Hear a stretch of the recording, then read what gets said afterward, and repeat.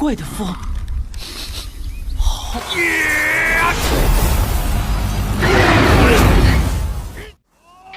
Hai, jumpa lagi sama aku Kirana.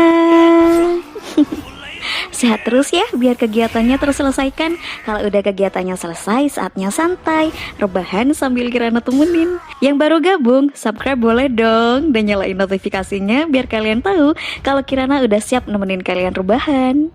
Kali ini Kirana akan menuntaskan animasi series yang masih rumpang-rumpang agar teman-teman para penikmat Mimin Story bisa menikmati alur cerita yang Kirana bawakan. Dan sekarang Kirana akan mulai dari Season G Season 1 episode pertama. Animasi ini mengisahkan perjalanan Sun Wukong bersama guru dan teman-temannya yang mengemban amanah mengembalikan api suci ke barat. Konsep tema pada series ini sebenarnya sama dengan kisah Sun Gokong Tengil yang kita tahu dulu-dulunya. Hanya saja animasi ini dikembangkan dan dikelola menjadi lebih menarik dan dibumbui para naga yang berada di pihak Wukong dan para dewa di pihak musuh. Oke, kita langsung aja ke alur ceritanya. 爹爹，继续给我讲故事呀！木沙龙宫又要忙死了，哪还有时间跟我讲啊？ Di awal episode kita diperlihatkan seorang anak kecil menunggangi seekor raja naga yang sedang menikmati suasana salju di Gunung Tianyu. Si perempuan kecil merasa senang dan bahagia sekali karena selama perjalanan dia mendapatkan cerita dari sang raja naga yang dia panggil ayah. Tiba-tiba mereka menemukan serigala putih yang tengah terluka. Katanya serigala tersebut selesai bertarung dengan seekor harimau. Perempuan kecil yang bernama Shoyu ini meminta izin pada sang ayah untuk menolong serigala. Shoyu pun mengalungkan kalung giok bulan sabit kecil keberuntungannya pada serigala dan mencoba mengobatinya. Alhasil serigala berangsung sadar. Melihat serigala yang sudah berangsung sadar, Shoyu dan Raja Naga akhirnya pergi. Di perjalanan pulang, Raja Naga berjanji akan menceritakan seseorang yang bernama Tan Sanzang. Siapa dia? Tunggu di episode-episode sebelumnya ya. Scene menampilkan kisah beberapa tahun kemudian. Terlihat seorang pria yang sedang menangkap seekor ikan. Pria tersebut bernama Bailang atau Shoubai. Bailang adalah serigala putih yang ditolong Shoyu pada waktu itu. Dia ingin menangkap ikan untuk diberikannya pada Shoyu. Setelah berkelut di air, akhirnya ia mendapatkan ikan besar. Lalu ia membawanya ke darat dan berterima kasih pada ikan karena sudah bersedia ia tangkap. Tiba-tiba muncul sesuatu dari tanah. Dia adalah kakek Tudi, seorang dewa bumi. Dia memuji keahlian Bailang yang hampir menyerupai manusia pada umumnya. Dia menyarankan untuk belajar lebih giat lagi agar pintar seperti manusia. Tiba-tiba Bailang merasakan angin dan aroma yang sangat aneh di area Gunung Tianyu. Ternyata muncul jalan emas milik Dewa Naga turun ke Istana Naga. Sontak hal itu membuat kakek Tudi kaget.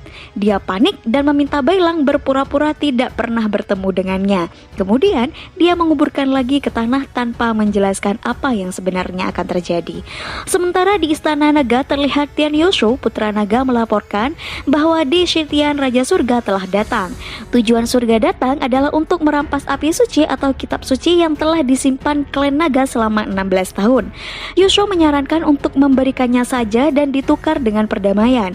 Namun Raja Naga menolak karena jika api suci diberikan pada surga akan lebih mengerikan. Maka mereka para naga sudah bersiap dengan 300 pasukan terbaik siap untuk bertempur. Sementara di luar langit bergemuruh. Shoyu berpikir yang datang adalah pasukan surga.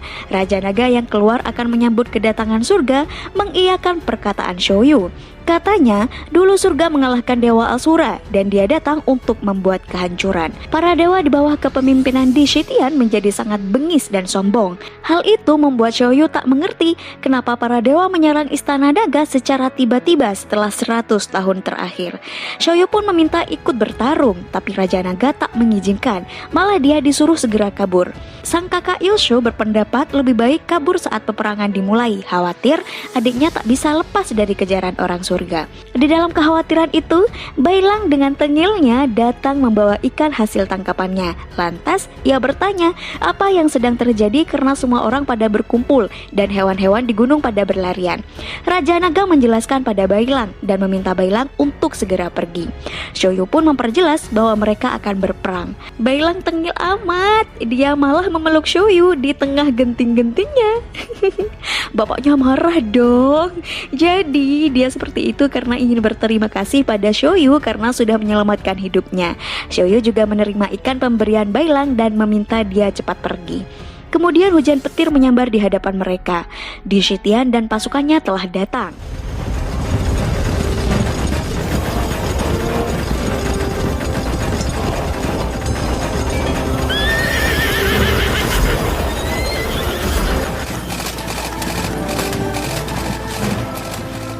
Jenderal Dewa Sanyan bilang bahwa dia diperintah di Shitian untuk mengambil naskah suci yang pernah dicuri dari Istana Dewa. Dan tak mungkin Raja Naga memberikan dengan percuma benda tersebut. Akhirnya perang dimulai.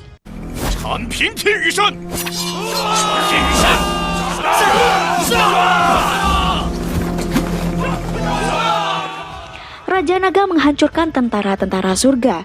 Mereka bahkan tak segan menggunakan kekuatan spiritual yang dimiliki hingga membuat Raja Naga tertusuk. Tapi dia masih bisa bertahan. Banyak petinggi surga yang datang. Ada Jenderal Gerbang Utara Surga, Jenderal Gerbang Barat, Jenderal Gerbang Tengah, dan Jenderal Gerbang Selatan. Mereka semua menusuk tubuh Raja Naga menggunakan senjatanya masing-masing. Dan ternyata Raja Naga masih bisa menahan semua tusukan itu dengan mengeluarkan roh naga yang berbentuk percikan api. Orang surga diperintah untuk menghindari roh naga tersebut karena percikan apinya saja dapat membuat armor meleleh.